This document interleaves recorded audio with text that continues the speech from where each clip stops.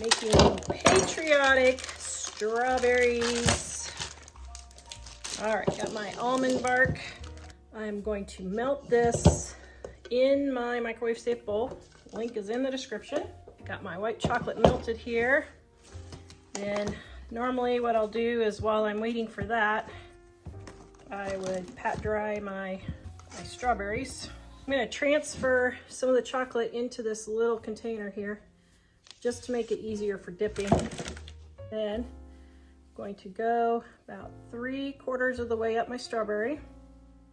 Shake off your chocolate. As soon as these are all dipped, I'm going to put them in the refrigerator and let them set up before I do my blue. This video is brought to you by our Dining on a Dime cookbook. We have quick and easy recipes your family will love to help you get in and out of the kitchen fast. Please visit us at livingonadime.com. It's 25% off now. I'll do the blue chocolate. Okay, I'm going to set this up and then I'll come back and dip my blue.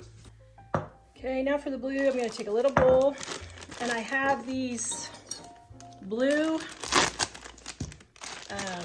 candy wafers.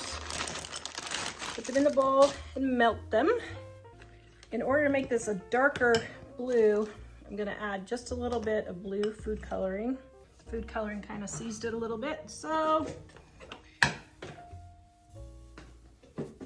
going to add a titch of shortening. Get it softened back up again.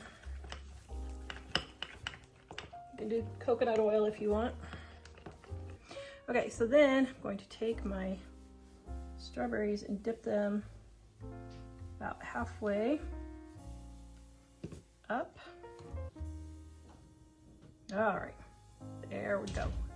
All right, gonna let these set up, then I'll show you what they look like in the end. Yum.